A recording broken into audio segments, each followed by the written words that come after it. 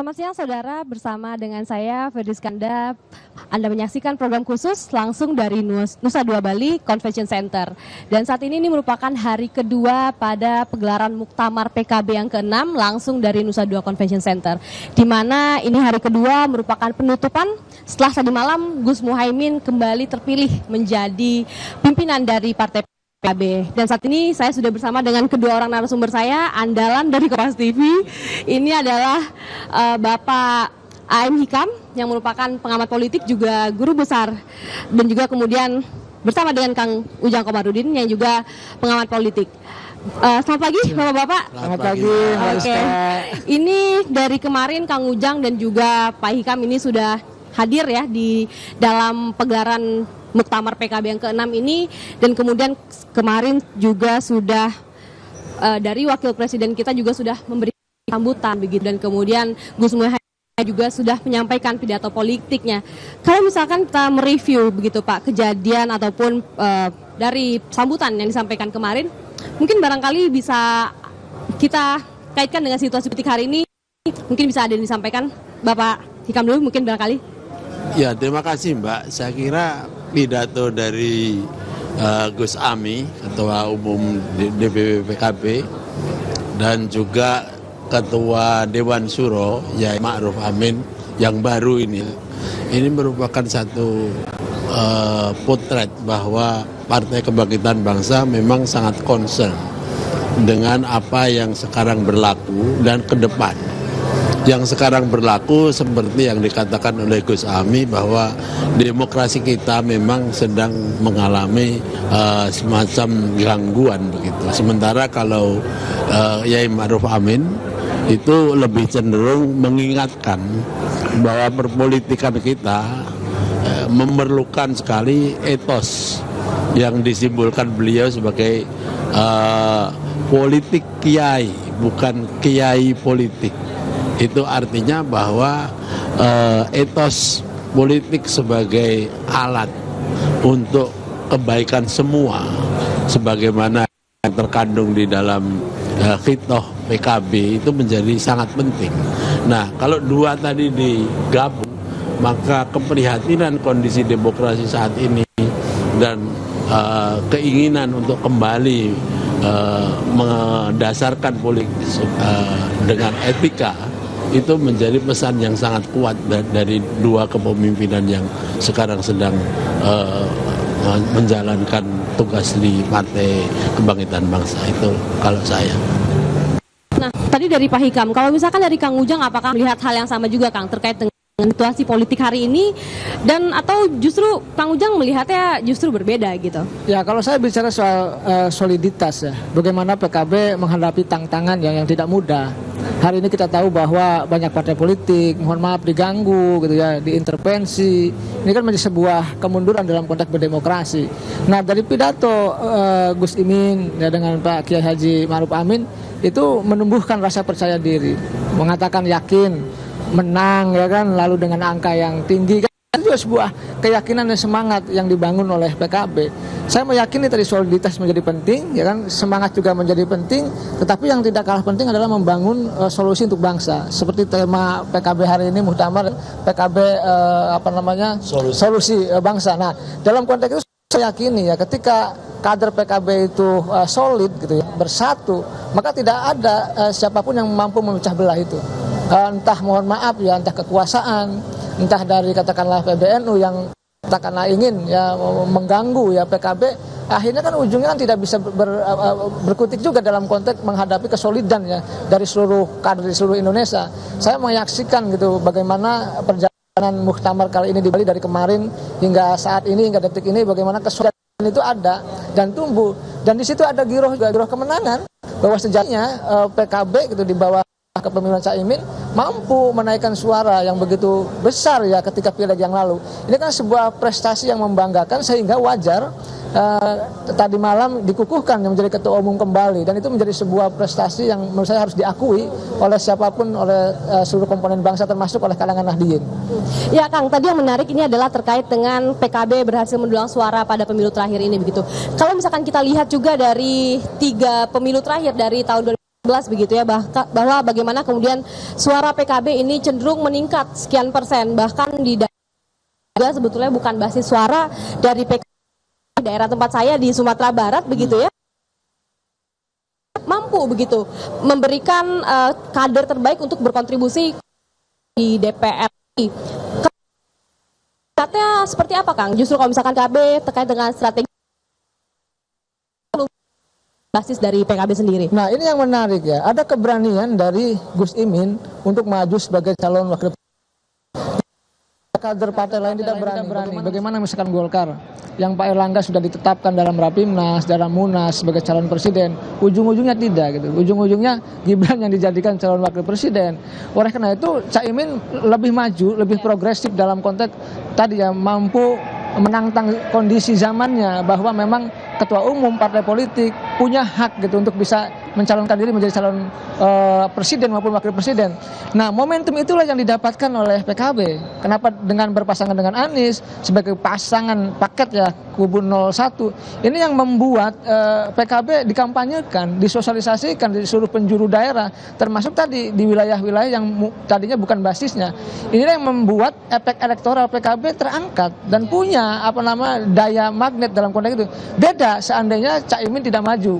Oleh karena itu tadi keberanian Caimin membuat loncatan yang tepat untuk bisa menjadi calon wakil presiden di pemilu yang lalu, itu membuat PKB juga tumbuh dan menjadi besar gitu. Oleh karena itu saya meyakini ini efek elektoral atas majunya Caimin menjadi calon wakil presiden.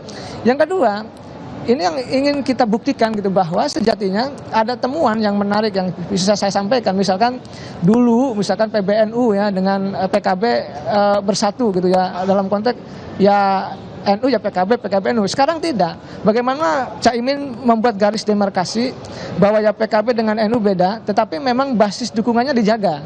Basis dukungan NU dijaga sekaligus memperluas dukungan yang lain. Ini yang kenapa PKB menjadi bertambah suaranya.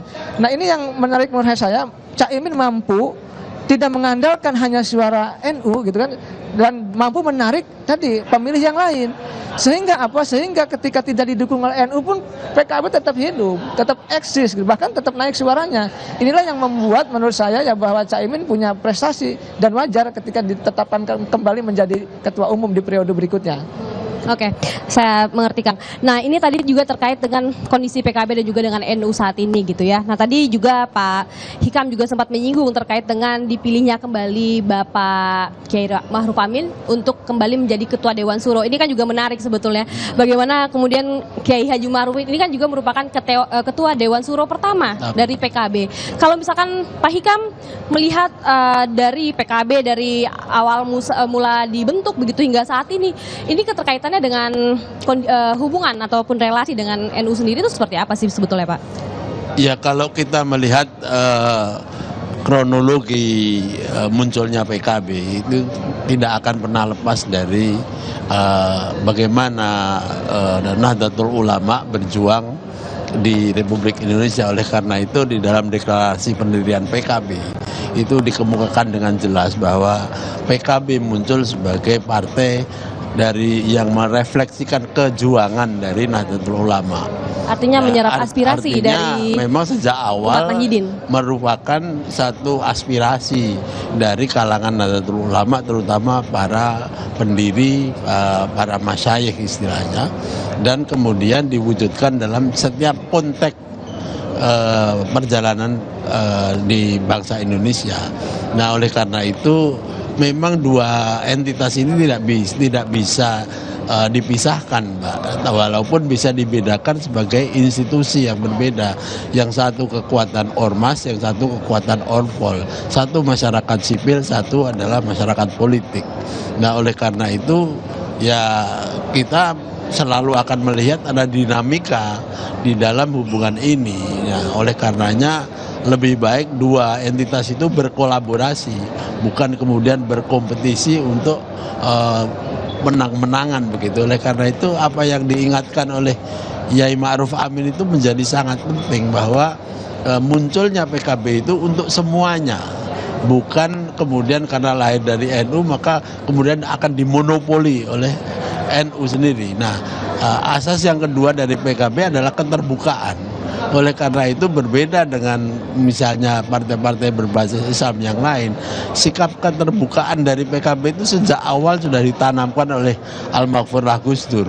Nah sekarang ini menjadi nyata ketika PKB bisa meraih perolehan wakil rakyat bahkan di daerah seperti di NTT misalnya, di Papua dan lain sebagainya, di Manado dan lain sebagainya itu.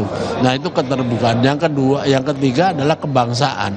Nah ini menjadi sangat penting karena bagaimanapun juga Indonesia ini adalah suatu negara yang bineka. Nah PKB walaupun munculnya dari basis Nahdlatul Ulama, tetapi karena dia mempunyai khitoh untuk bangsa, maka kemudian dia tidak sektarian. Nah ini yang mungkin menjadi kunci dari PKB. Dan yang terakhir tentu adalah prinsip demokrasi. Nah disinilah maka penting sekali yang diingatkan oleh Gus Ami kemarin bahwa kita berada dalam situasi demokrasi yang sedang tidak baik-baik saja, sehingga ini tanggung jawab yang menurut saya penting sekali untuk dijadikan sebagai katakanlah challenge atau tantangan buat PKB dan DPP PKB masa yang akan datang. Ini artinya sesuai dengan tema besar Muktamar ke-6 PKB, yakni adalah partai untuk semua. Solusi bangsa. Solusi untuk semua. Nah, apakah Kang Ujang juga melihat yang sama, Kang? Tadi kan juga disinggung bahwa sejatinya PKB ini juga tidak bisa terlepas dari NU begitu, karena memang PKB sebetulnya lahir dari aspirasi para kiai pada masa itu begitu. Dan kemudian ini kan sebetulnya juga sudah diatur begitu ya, Kang, dalam undang-undang partai politik, dan juga sebetulnya juga sudah diatur juga dalam ADART Nahdlatul Ulama begitu. Kalau misalkan dari Kang Ujang melihat kedua hal ini seperti apa, Kang? Ya, tadi malam apa yang disampaikan oleh Pak Kiai Haji Ma'ruf Amin menarik ya. Ada istilah rahmatan lil alamin.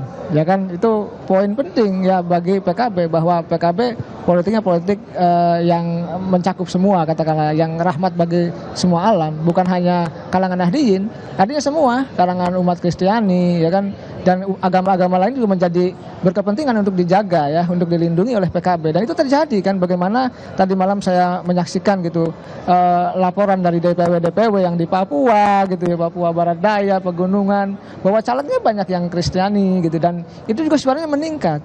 Dan ini juga menjadi sebuah politik yang menurut saya yang bagus, yang baik, yang perlu ditumbuhkan oleh PKB ke depan, menjaga tadi rahmatan lil alamin bagi umat, bagi bangsa ya semua. Nah, yang kedua yang saya baca adalah sebenarnya kalau ingin kita ada yang menarik juga, harokah sia-sia kiaiyah gitu. Jadi bagaimana gerakan politik kiai gitu ya. Ini menarik bagi saya karena bagaimanapun kiai punya hak untuk berpolitik. Ya politik tadi rahmatan lil alamin, yang katanya yang santun, yang beretika, yang bermoral, tadi bagaimana menjaga bangsa, menjaga umat gitu, memberdayakan juga, tadi punya solusi terhadap bangsa ini. Karena begini, kita ini banyak persoalan di bangsa ini. Nah, ini perlu peran yang besar dari PKB. Perlu peran besar dari seluruh kader ya. Kenapa? Ya saya melihat bahwa PKB ini kan partai yang katakanlah berbasis masa Islam, tapi yang katakan tadi yang punya visi rahmatan lil alamin ini. Nah ini sebenarnya kombinasi yang bagus dalam konteks Islam yang moderat, Islam yang rahmatan lil alamin, yang ini bisa diterima oleh semua komponen bangsa. Menurut saya sekarang, menurut hemat saya ya, bukan hanya berbicara soal keumatan, kebangsaan, tapi bagaimana di dunia global. Ini harus sudah mulai itu muncul PKB, bagaimana menjadi partai yang internasional. Ini menjadi penting karena kemarin saya ke Taiwan bertemu dengan partai-partai ya punya visi yang sama juga tentang kebangsaannya ya, lalu juga tentang keinternasionalnya, keglobalannya. Ini harus juga menjadi tantangan PKB ya, bukan hanya menyelesaikan persoalan bangsa saja, tapi persoalan dunia internasional, Palestina dan lain sebagainya harus menjadi isu besar bagi PKB begitu. Artinya kita dapat melihat itu relevan dengan kondisi hari ini begitu ya, Kang ya? Ya, sangat relevan. Apa yang disampaikan oleh Gus Imin, oleh kedua-dua yang baru Pak Kiai Haji Ma'ruf Amin, ini menjadi sebuah tawaran ya, solusi bagi bangsa gitu, bahwa tadi ada persoalan korupsi, ada kerusakan moral, ada mohon maaf judi online gitu ya, macam-macam nih persoalan kita ini. Nah ini kan harus diselesaikan, diurai, bagaimana ditawarkan oleh PKB ke depan sehingga persoalan bangsa ini bisa diselesaikan satu persatu. Karena selama ini mohon maaf gitu ya, kita ini reformasi, tetapi mohon maaf perilaku kita tidak pernah berubah. Mentalitas kita tidak pernah berubah gitu.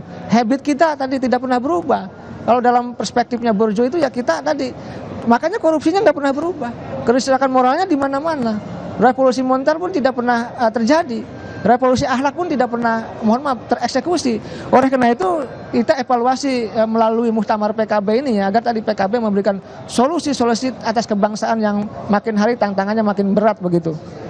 Oke, Kang Ujang, tadi Kang Ujang juga sempat menyinggung terkait dengan laporan pimpinan Caimin pada masa sebelumnya begitu ya, bahwa diterima begitu oleh semua DPW, dan kemudian dengan dipilihnya kembali Gus Muhaimin sebagai pimpinan dari partai PKB, apakah ini kita tidakkah melihat ini sebagai sentralisasi begitu, ataukah sudah saatnya PKB ini kemudian bertransisi menjadi partai yang mungkin lebih fleksibel begitu, lebih anak muda begitu? Bagaimana kita melihat pada usia pemilih yang muda untuk 2029 nanti? Ya memang gini, ada beberapa partai yang bermetamorfosis ya, dari kepemimpinan yang lama kepada yang baru, atau yang tua ke yang muda. Ada, misalkan Perindo gitu ya, ya katakanlah Demokrat pun yang muda gitu, PSI gitu, tapi kan tidak melalui mekanisme yang baik. Nah di PKB ini saya melihat begini, selama ketua umumnya diterima, lalu sama berprestasi gitu ya, nah itu ya semua yang punya hak suara di PKB ya berhak untuk mengusungkan kembali calon ketua umumnya. Tadi ada indikasi yang jelas, ada prestasi yang jelas di PKB ini soal Gus Imin ini. Nah diakui atau tidak gitu, itulah yang menjadi kebanggaan juga bagi kader, bahwa kader selama ini kepemimpinan Caimin yang mampu mengkonsolidasikan diri gitu ya di internal PKB, mampu menghadapi zamannya, mampu menghadapi intervensi, lalu mampu menghadapi kriminalisasi. Ini kan sebuah tantangan-tantangan yang berat yang bisa dilalui oleh Caimin. Oleh karena itu wajar jika peserta muktamar tadi ya menerima gitu ya kepemimpinan beliau 5 tahun yang lalu, dan jangan lupa memilih kembali untuk periode saat ini ke depan. Jadi saya melihat ketika di situ masih ada prestasi yang bagus, ya wajar jika para kader mempertahankan untuk menjadi ketua umum. Saya rasa itu sangat argumentatif dari semua kader PKB. Oke, baik, selanjutnya ke Pak Hikam. Pak Hikam, tidakkah mengkhawatirkan Pak ketika kemudian partai politik ini hanya terpaku pada satu sosok saja begitu? Ataukah sudah, tadi juga sama pertanyaan saya, apakah sudah seharusnya PKB menjadi lebih fleksibel, lebih berusaha merangkul kader-kader muda? Atau kalau misalkan kita melihat kondisi demokrasi saat ini ya Pak ya, tadi saya juga sempat singgung terkait dengan usia pemilih muda, bagaimana juga PKB seharusnya menyikapi hal tersebut? Ya faktanya begini Mbak, sekarang ini dengan terpilihnya Gus Ami menjadi ketua umum kembali ya, beliau ini sekarang menjadi orang kedua yang memimpin partai terlama di Indonesia. Ya, betul, saya setuju. Selain Mbak Mega. Nomor 2 setelah Ibu Mega gitu. Ya. Nah itu tentu menurut saya fakta itu juga harus menjadi concern. Sebab Gus Ami sendiri mengatakan bahwa ke depan PKB itu harus lebih fokus kepada anak-anak muda, Gen Z lah zaman sekarang ini. Nah oleh karena itu ini menjadi catatan bahwa memang ada persoalan serius. Karena Gus Ami juga bicara tentang regenerasi. Nah ini barangkali karena sifat dari organisasi politik kita yang memang sedang tidak ideal, dan kemudian juga kita punya tradisi di dalam Nahdlatul Ulama itu yang gradualis, sehingga kemudian pergantian atau suksesi kepemimpinan itu kadang-kadang tidak seperti yang kita harapkan untuk bisa langsung berganti per generasi begitu. Tetapi kalau ini kemudian dipakai sebagai catatan ke depan bahwa fakta ini harus juga mengalami satu evolusi yang baik ya, tanpa meninggalkan stabilitas, maka PKB saya kira akan bisa mengikuti pesan-pesan yang diberikan oleh sosoknya. Nah mungkin ke depan Gus Ami dan para krunya ini harus memikirkan juga, misalnya saja partai ini memang harus berubah menjadi partai kader. Nah dengan demikian maka tidak ada kekhawatiran. Kalau kita melihat partai seperti PDIP, walaupun memang dia stabil, kokoh, kuat, tapi kan kita lihat saja bagaimana sulitnya kemudian mencari kader-kader yang bisa menjadi calon-calon pemimpin yang kedua, sehingga kita lihat juga adanya konflik yang terjadi sekarang ini antara PDIP misalnya dengan Pak Jokowi misalnya aja, itu karena persoalan tadi itu, bahwa masalah suksesi, masalah regenerasi itu kurang sekali diimplementasikan atau dipikirkan dengan baik oleh para pemimpinnya. Sebelum saya lanjut dengan Pak Hikam Iya. kembali, ini saya mendapat informasi bahwa Kang Ujang juga harus pamit gitu ya Kang, karena ada kesibukan lain. Namun saya ucapkan terima kasih banyak Kang atas Sama-sama, diskusinya Mbak Rizka. pada pagi hari ini. Saya juga Sehat cukup selalu. tercerahkan dengan dengan saran-saran yang Kang Ujang berikan begitu. Terima kasih Kang Ujang atas waktunya. Sama-sama Mbak Rizka, Bang Hikam. Oke, Pak Hikam, Ya. tadi saya sempat Bapak juga sempat singgung begitu ya terkait dengan sentralisasi dari sosok dari kader politik begitu. Artinya kalau misalkan kita juga bukan melihat dari kultural PKB sendiri begitu ya, kan kita juga lihat begitu bahwa Gus Imin ini orangnya sangat asik dengan anak muda, dengan gaya politik yang memiliki khas tersendiri Iya. dengan guyon dan juga dengan candaan-candaan di Instagram itu Khas sangat NU. ya betul guyon tapi tetap serius begitu, nilainya juga bisa diterima begitu oleh anak muda. Kalau misalkan dari Pak Hikam sendiri melihat gaya politik Gus Imin seperti ini, itu seperti apa sih sebetulnya? Ya inilah ada di pesantren ya. Hanya kalau ada konflik pun gegeran, istilah bahasa Jawanya, itu sambil ger-geran, sambil ketawa-ketawa. Nah ini menunjukkan bahwa politik itu kadang-kadang memang memerlukan art atau seni Hal yang sederhana sebetulnya.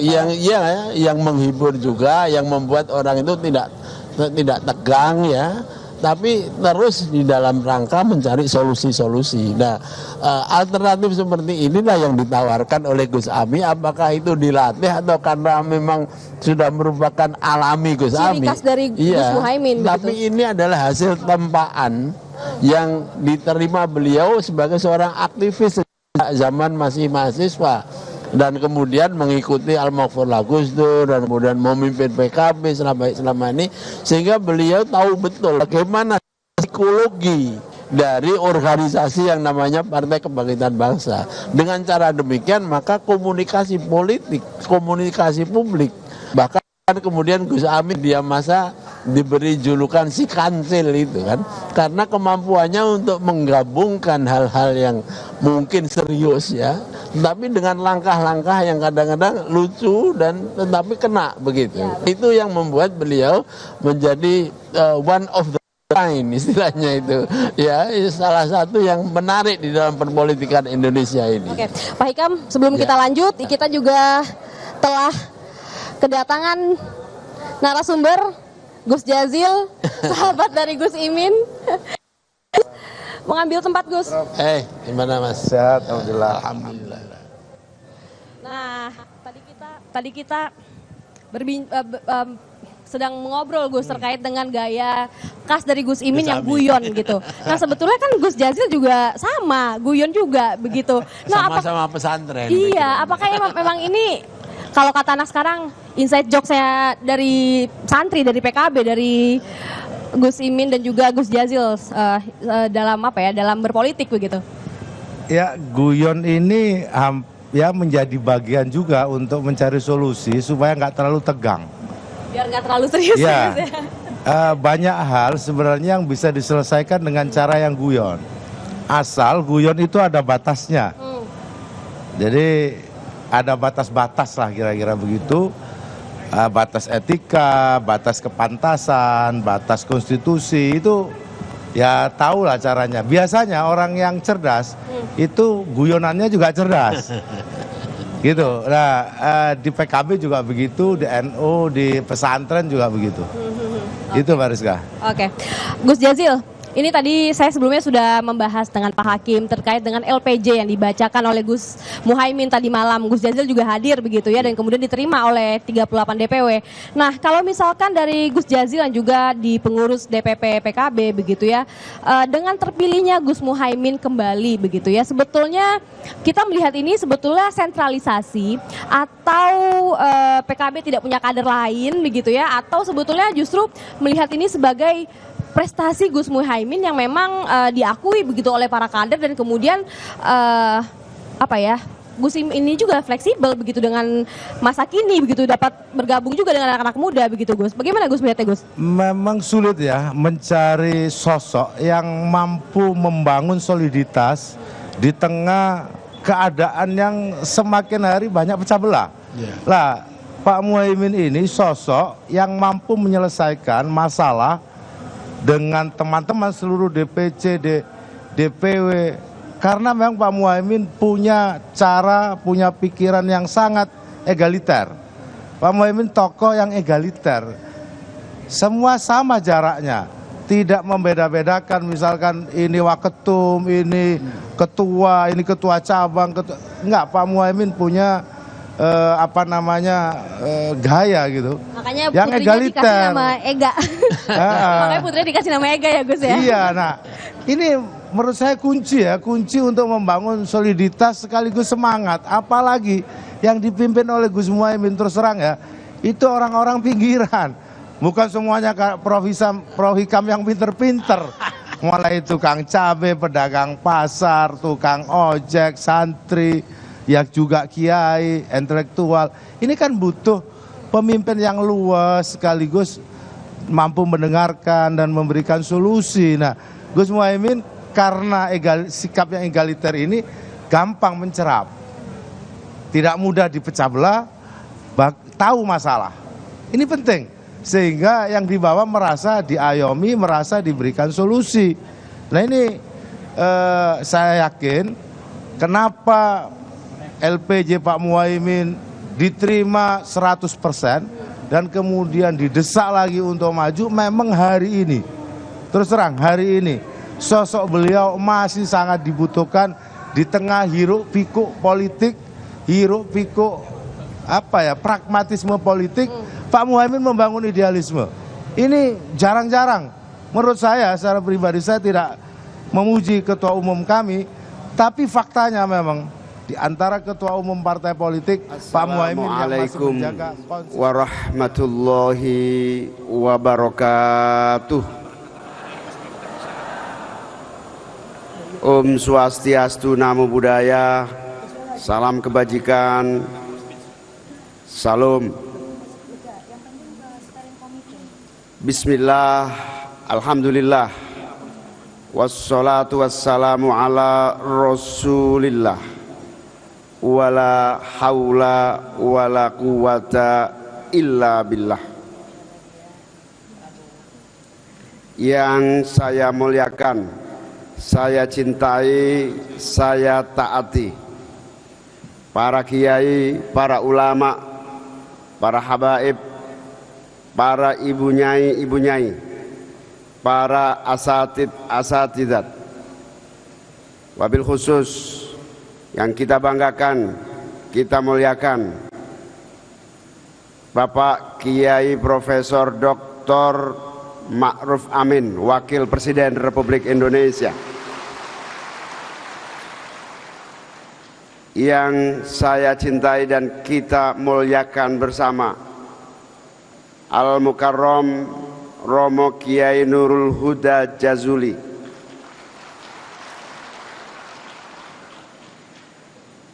yang saya muliakan Bapak Kiai Profesor Dr. Said Agil Siraj,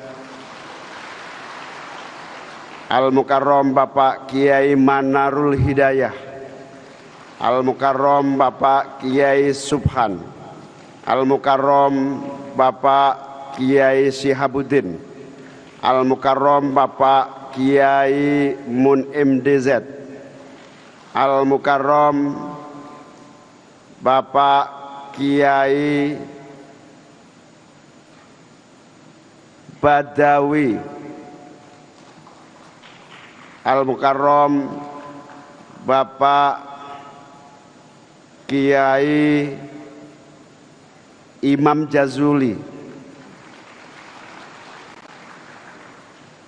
Al-Mukarram Bapak Kiai Saifullah Maksum, Al-Mukarram Bapak Kiai Maman Imanul Haq, Al-Mukarram Kiai Abdurrahman Kausar,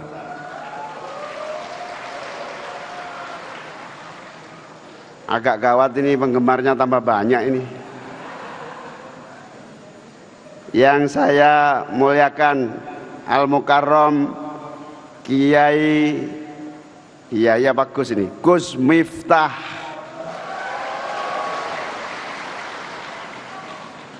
di rondon acara karena protokol Wapres tidak memungkinkan. Harusnya mumpung ada Gus Miftah sedikit-sedikit perlu ngasih wejangan saya kira. Nanti setelah acara gitu ya.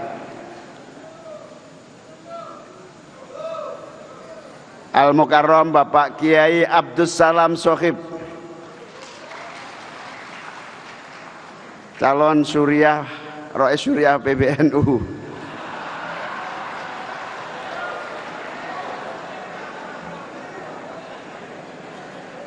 Namanya juga calon. Kapan ya kapan-kapan lah pokoknya. Dan seluruh kiai-kiai yang hadir yang saya muliakan, saya cintai, saya taati.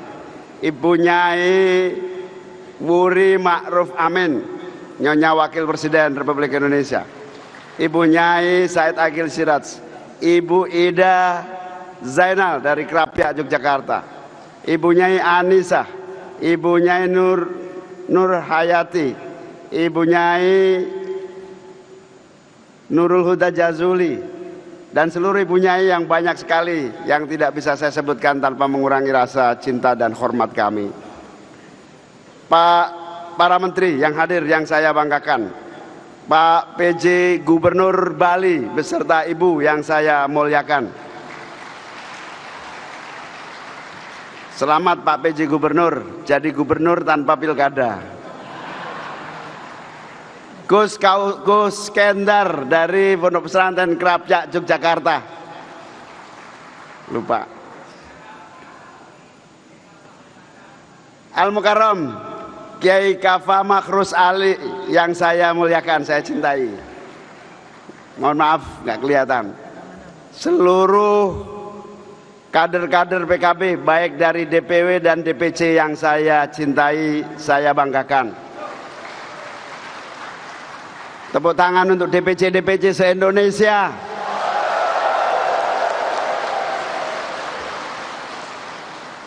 Alhamdulillah, saya dan kita semua patut bersyukur atas seluruh karunia nikmat sehingga kita dalam keadaan sehat walafiat bisa hadir bersama, dan yang lebih kita sangat bersyukur para ulama-ulama sepuh mendampingi kita sejak pembukaan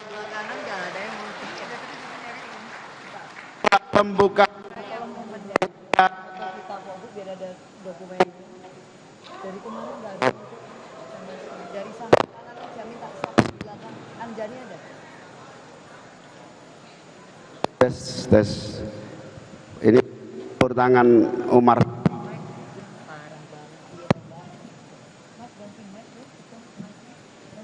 Sekali lagi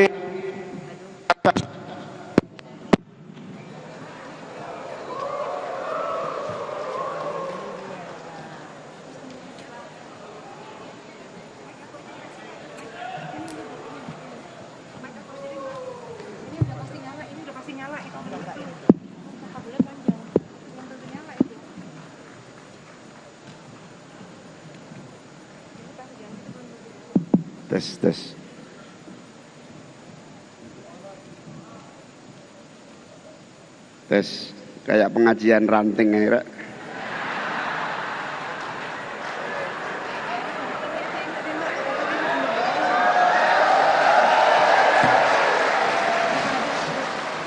Mohon maaf Pak Wapres, kita sewa hotel ini mahal sekali tapi gayanya masih ranting.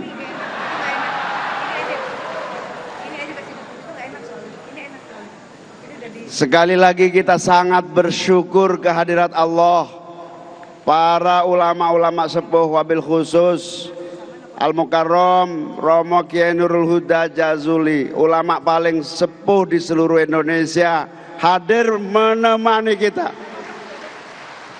Beliaulah yang senantiasa mendoakan, menasehati, memberi motivasi, bahkan yang membuat saya terus percaya diri, tegak dan berani berdiri di sini karena selalu didorong dan dimotivasi oleh Al-Mukarram Bapak Kiai Nurul Huda Jazuli.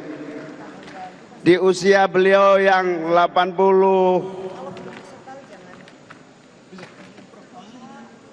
di usia beliau yang 93 tahun, beliau senantiasa mendorong kita semua untuk tidak pernah lelah berjuang, mencoba menjadi pewaris perjuangan politik Ahlus Sunnah wal Jamaah, menjadi pewaris perjuangan para pendiri bangsa, menjadi pewaris perjuangan para alim ulama di dalam menata kehidupan umat, masyarakat, dan bangsa.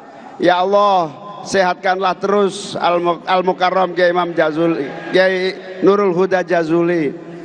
Ya Allah, berikan beliau umur panjang, sehat senantiasa, dan senantiasa kuat mendampingi kita semua. Matur nuwun sangat Yai, jauh-jauh dari pelosok Kediri hadir di Bali mendampingi kita semua. Alhamdulillah.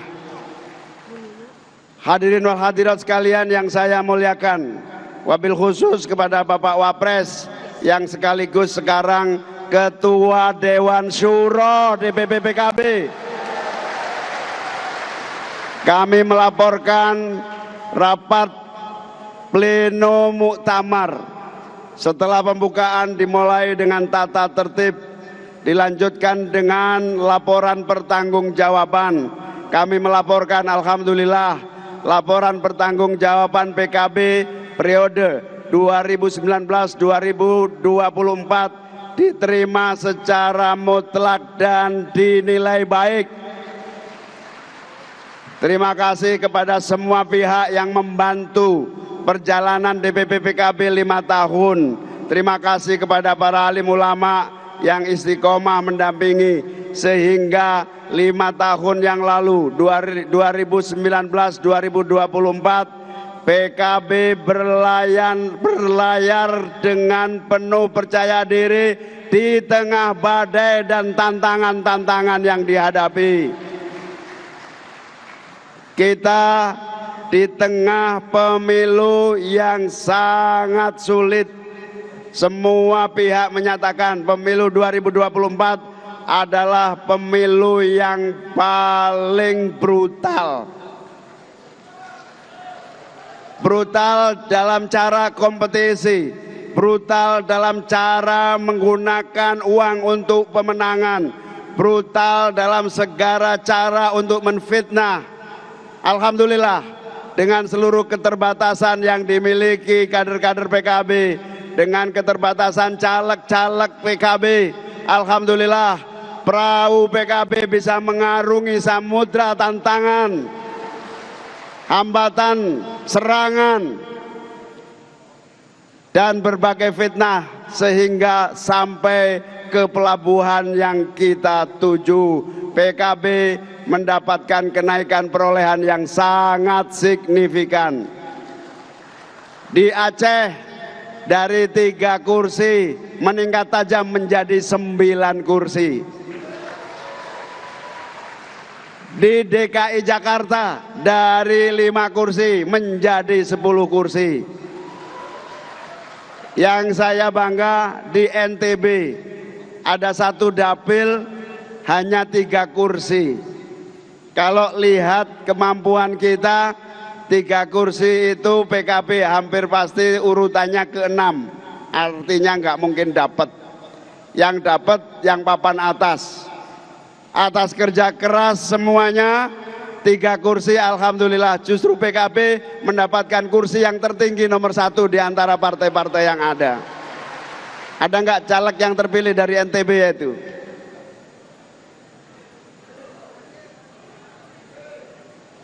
Perempuan, namanya siapa lupa saya, Mahdalena bisa mendapatkan kursi di tengah yang ada sambil tetap mempertahankan kursi di NTB yang lainnya.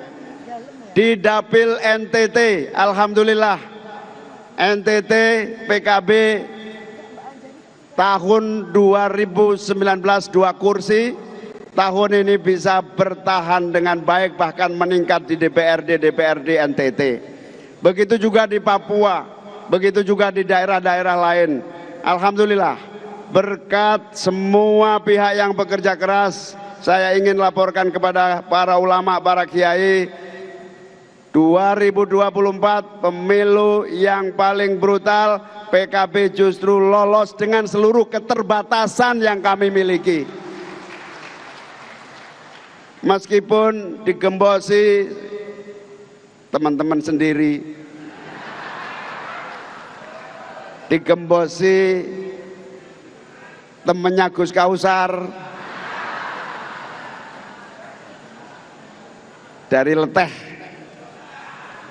digembosi dengan berbagai cara. Alhamdulillah, yang ingin saya sampaikan sebagai tahadus bin nikmah, semakin PKB digembosi nampaknya semakin kuat dan besar. Oleh karena itu kami ingin melaporkan kepada Ketua Dewan Syuro DPP PKB, alhamdulillah kami ingin menyampaikan dan izin, insya Allah Bali ini ingin menunjukkan bahwa fondasi PKB yang mandiri, kuat dan kokoh sudah terbentuk untuk menuju 2029 yang akan datang. Dan fondasi itu semakin kuat, alhamdulillah Bapak Wapres kita, pendiri PKB kita, Ketua Dewan Syuro periode pertama, bersedia mendampingi kita menjadi Ketua Dewan Syuro DPP PKB 2024-2029. Ini menunjukkan bahwa bersama beliau dengan tema, beliau selalu pakai tema ar-ruju' ilal haq thummar ruju' ilar ruju'. Ini kalau salah lagi maklum, namanya juga IAIN tidak lulus. Ar-ruju' thummar ruju' ilar ruju'. Itu alhamdulillah semua kekuatan bergabung kembali. Al-Mukarram Habib Syarif Muhammad, dulu Ketua PKB Jawa Barat, pernah dipecat, balik lagi jadi DPR RI dari Kabupaten Bandung. Mana Habib Syarif? Seorang aktivis sejak muda. Habib Syarif ini akhirnya termasuk memecahkan telur. Kabupaten Bandung itu kalau dari segi logika namanya mustahil PKB dapat kursi. PKB itu partainya wong deso, di Bandung itu orang kota. PKB itu dianggap terlalu begini begitu, di sana isinya Islam kota. Alhamdulillah hari ini ingin melaporkan, alhamdulillah PKB tidak hanya diisi kalangan kader Nahdlatul Ulama, PKB diisi oleh seluruh kader-kader bangsa dari berbagai latar belakang, dari berbagai perbedaan yang menjadi potensi kekuatannya. Saya kaget tadi ada pembacaan naskah deklarasi Bali yang dibacakan oleh sahabat Alu dari NTT, seorang Kristiani, tapi kalau sehari-hari di PKB selalu pakai kopiah. Saya bilang kopiahnya tinggal kasih lambang NU beres, saya bilang.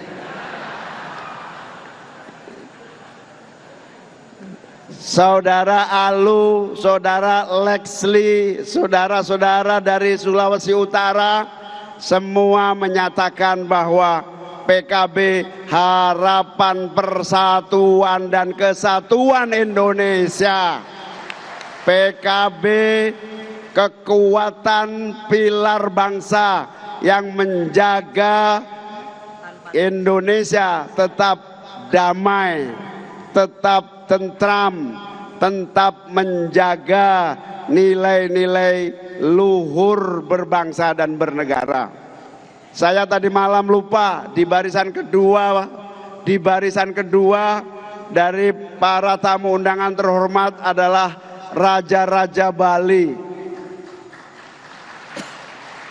Beliau sejak awal bersemangat membackup PKB dengan satu kalimat, kami di Bali merasa nyaman dengan kekuatan Ahlussunnah wal Jamaah yang namanya PKB. Makanya Kiai, kemarin ada beberapa gelintir preman pakai jaket, pakai baju PKB, merangsek mau mengganggu muktamar ini. Bukan kami yang menghadang, tapi pecalang-pecalang Bali. Pecalang-pecalang Bali itu keamanan masyarakat yang tidak pernah ingin ada geger-geger di Bali. Alhamdulillah diatasi dengan amat sangat cepat. Saya ingin menghimbau, kalau kalian orang baik, datanglah baik-baik tanpa harus mengirim preman untuk mengganggu kami. Kalau kalian orang baik, jadilah manusia yang gentle, tunjukkan muka kalian. Kalau kalian kader NU, jangan jadi kader NU yang pengecut.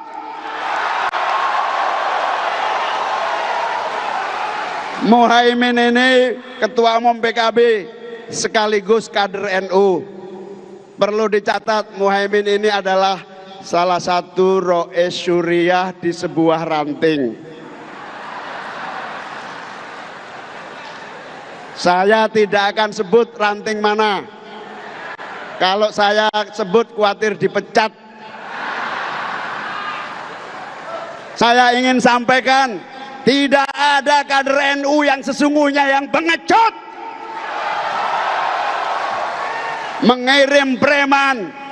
Alhamdulillah, terima kasih kepada para raja-raja puri-puri Bali yang telah membantu mengamankan proses muktamar yang konstitusional ini. Saya ingin sampaikan, PKB adalah kekuatan yang dijaga oleh konstitusi negara. Yang mengganggu PKB berarti mengganggu konstitusi Indonesia. Yang merusak independensi PKB berhadapan dengan institusi negara. Terima kasih kepada Pak Kapolri, kepada Kapolda, kepada seluruh aparat kepolisian yang sejak 3 hari ini kami repotkan menjaga keamanan dan kesuksesan proses muktamar ini berlangsung dengan baik. Insya Allah kerja keras Kapolri, Kapolda, Kapolres, pasukan-pasukan pengaman dari polisian, insya Allah amal baik untuk NKRI tetap tegak berdiri, jaya dan bersatu. PKB ini, para tokoh, para ulama, para pemimpin negeri yang saya cintai, PKB ini pilar bangsa. Di parlemen ini PKB satu-satunya Partai Islam Ahlussunnah wal Jamaah yang amat sangat besar, terbesar. Itu dibutuhkan negara ini. Tanpa PKB yang kuat, saya tidak yakin negara ini bisa kuat, kokoh dan bersatu. Karena itu harapan kami, mari kita saling jaga negara ini. Mari kita jaga republik ini. Mari kita saling menghormati. Mari kita saling menghargai. Mari kita berdiri tegak di atas konstitusi, bukan di atas nafsu-nafsu politik. Saya ingin tegaskan, PKB ini pilar-pilar demokrasi yang menjaga keutuhan NKRI.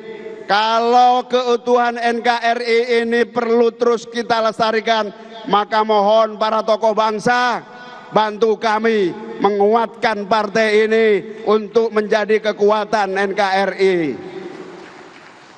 Oleh karena itu, hadirin wal hadirat sekalian, rasa syukur dan terima kasih kepada seluruh pejabat negara, Pak Menko Polhukam yang hadir, seluruh pejabat yang membantu terlaksananya proses muktamar hingga sukses hari ini. Semoga Allah membalas dengan pahala yang sebesar-besarnya. Semoga menjadi andil kita mewarnai kehidupan demokrasi yang lebih kuat, demokrasi yang lebih mandiri. Bapak Ibu sekalian, demokrasi itu kunci. Demokrasi itu nafas sebuah bangsa. Kenapa? Ketika demokrasi tidak berjalan dengan baik, ketika demokrasi kelembagaan gagal bergeser menjadi demokrasi jalanan, maka hanya ada satu, tidak akan pernah ada pembangunan. Investor, para pemilik modal yang ingin membantu membangun bangsa kita, percayalah, tidak akan pernah hadir di bumi kita kalau kita tidak bisa menjaga demokrasi dan mempersatukan negara kita dengan baik. Wajib hukumnya, negara demokrasi ini tumbuh tanpa gangguan, semua sesuai dengan konstitusi dan aturan yang ada.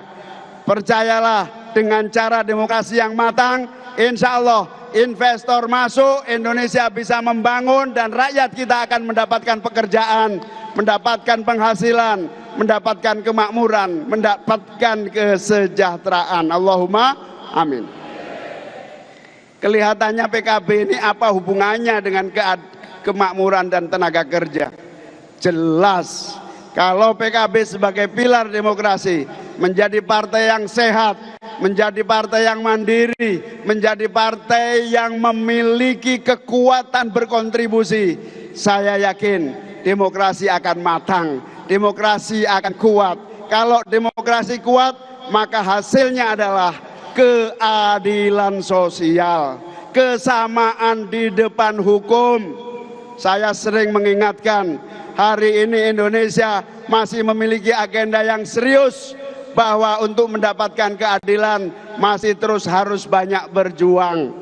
Keadilan yang murah, sekarang ini mau merebut keadilan harus membayar mahal di mana-mana, saudara-saudara sekalian. Oleh karena itu, keadilan menjadi prinsip, kesamarataan menjadi tujuan. Dengan kita PKB, terutama kepada seluruh kader-kader, kita bangun PKB ini menjadi partai yang sehat, menjadi partai yang kuat, menjadi partai yang solid. Insya Allah itu kontribusi bagi pembangunan nasional kita. Sanggup sahabat-sahabat semua? Sanggup sahabat-sahabat semua? Insya Allah keringat kalian, insya Allah kerja keras kalian membesarkan partai ini, menguatkan legislatif, menguatkan eksekutif adalah bagian dari tanggung jawab moral kita untuk negeri merah putih yang kita cintai ini. Bersama PKB, Indonesia adil, makmur, dan sejahtera. Demikian, terima kasih. Sekali lagi mohon maaf atas nama panitia apabila ada kekurangan dalam seluruh pelaksanaan Muktamar PKB 2024. Selamat jalan kepada seluruh tamu-tamu terhormat yang akan kembali ke tempat halaman masing-masing. Terima kasih, moga-moga semua selamat sampai tujuan. Selamat jalan kepada seluruh sahabat-sahabatku, para DPC. Selamat jalan. Kepada yang masih mau berwisata, silakan, uang ditanggung masing-masing. Wallahul muwaffiq ila aqwamit thoriq. Wassalamualaikum warahmatullahi wabarakatuh. Disampaikan dengan hormat kepada Ketua Umum Kebanggaan Partai Kebangkitan Bangsa Indonesia terpilih.